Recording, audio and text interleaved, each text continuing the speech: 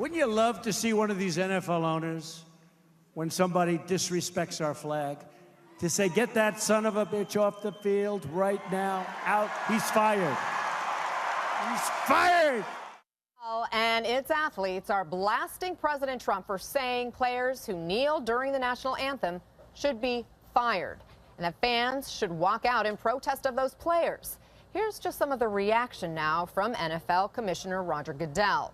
Divisive comments like these demonstrate an unfortunate lack of respect for the NFL, our great game, and all of these players, and a failure to understand the overwhelming force for good our clubs and players represent in our communities. And then there's this from Buffalo Bills star LaShawn McCoy. It's really sad, man.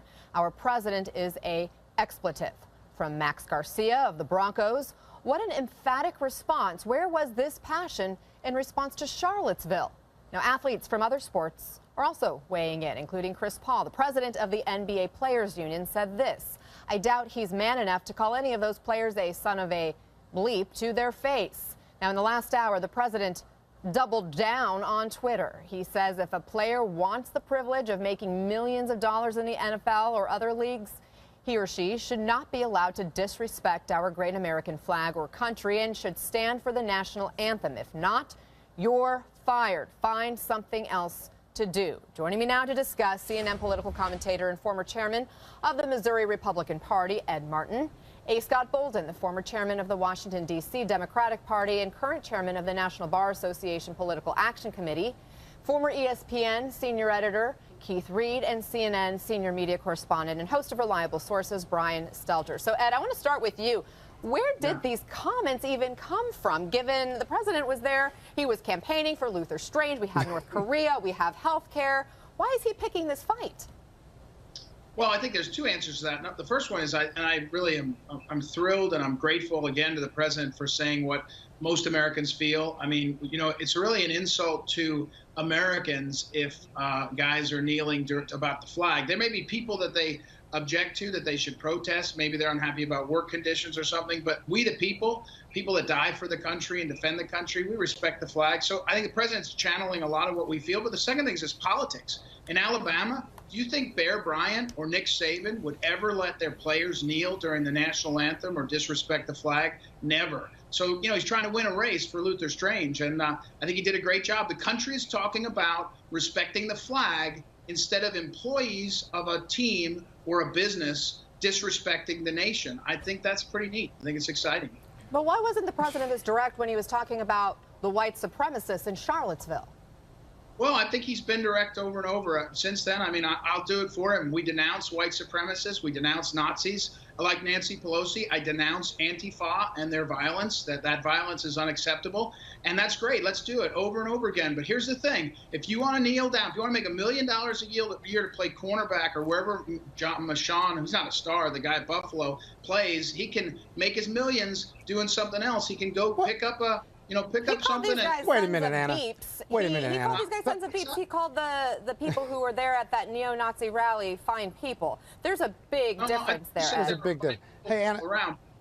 Yeah, Anna, can I jump in here? Go ahead. It's amazing to me that the GOP and folks like my colleague here believe there's some connection to how much money these players make because they're talented, and somehow that's a relationship between them, their political opinions, their First Amendment right, and their ability and their right to protest the way they want to protest. They may be kneeling. You think it's disrespecting the flag. I say it's exercising their First Amendment right.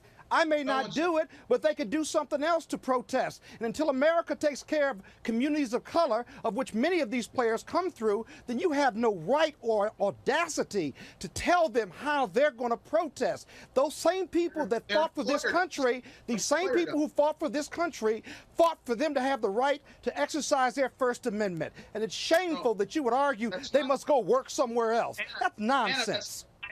Anna, he's not being factually correct. He's deceiving people. Here's the facts. No, I'm not. No, you're deceiving people because you don't want to recognize the First Amendment rights of these players. Let Ed get his word in, and then Scott will come back. Go ahead, Ed. Well, listen, if you work on a construction site in New York City and you kneel down do you want to protest against the flag or something, you'll be fired. You could be fired. Whether you make $1 an hour, $20 an hour, or $1 million for games, the point is a private employer has the right to say how you can act. That's what the president said. And look, the people that kneel down against the flag, there's people that die for the flag. And by the way, they died for that right for them to kneel down. No, and as a private employer, the president has no business telling a private employer what to do or not to do. You hear me? Okay. These are private employers. You or the president have no right to tell these individuals how to feel and how to protest and how to respond to their own personal conditions and beliefs. Because they're athletes, they don't lose the right to have a political position or to protest. That's their God-given right. And you can't dictate to them. Yes, you are. You want them fired. The president wants them fired. You can't fire them for exercising their First Amendment right. Now, if they violate some part of their contract, sure. But think about it. That's a constitutional right of theirs, and for you to criticize them or the president to talk about their mothers of all people, my goodness gracious, it's shameful. It has no place in the dialogue on this, and it shows how off base the Republicans in this White House are. Because when Tom Brady doesn't protest or doesn't go to the White House, he doesn't get attacked. But black people, black athletes get attacked by people like you and the president of this United States when they have every right to be here. He shows your private privilege and your white supremacy when you attack them for those reasons. Hey guys, I want to get others into the conversation here. So I'm going to turn to Keith and ask you about the reaction we're seeing by the NFL, specifically by Goodell, by the Players Association. What do you make of that so far? I think it's actually one of the most interesting things about this entire controversy that started last night with the president's comments in Alabama. When you have reached the point where Roger Goodell and the NFL are taking the moral high ground against the president of the United States, we've really reached a very, very interesting point in political discourse. I don't know if you've been paying attention in the last 3 or 4 years, but I think it's very difficult for anybody to argue that the National Football League has been in the moral vanguard about anything, whether you go to domestic violence, whether you talk about CTE, or even whether you talk about Colin Kaepernick or a player's right to protest. I'm not sure there are very many people before this morning when Roger Goodell put out his statement really defending the players in the NFL, in his league, from the attack by the President of the United States, that very many people would have looked at Roger Goodell for leadership on an issue like this. And I think that just shows you where we are in the public discourse. I also want to go back to one more point, if I can.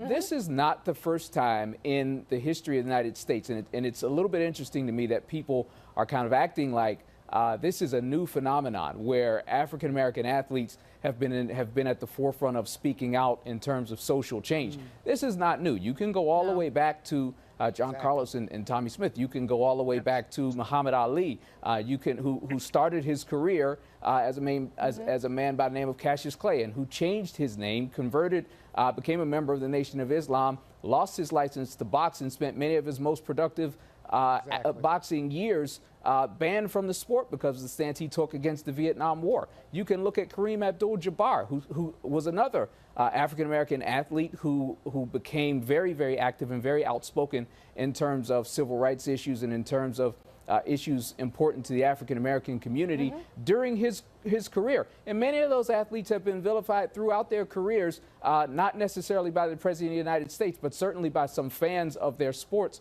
who wanted them to, as we hear again, stick to sports. And it's something that we've heard over and over and over again in the last few weeks and months, starting with Colin Kaepernick, continuing last week with the president's comments about in the White House comments about my friend and former colleague Jamel Hill, and now continuing on today, where we expect athletes to accept any treatment that might, any kind of treatment or any kind of degradation that might affect them and their communities, but we want them to stick to sports. And what we're seeing today is professional athletes, not just black athletes, but professional athletes all across the spectrum saying, no, we're not bound to stick to sports. If we are attacked, if you degrade us, if you take personal attacks, if you talk about our mothers, if we feel that the communities that we care very deeply about contribute our energy and talents to entertain and our money to support our attacked, we have the right to say something, and it is not okay for the president or for any private employer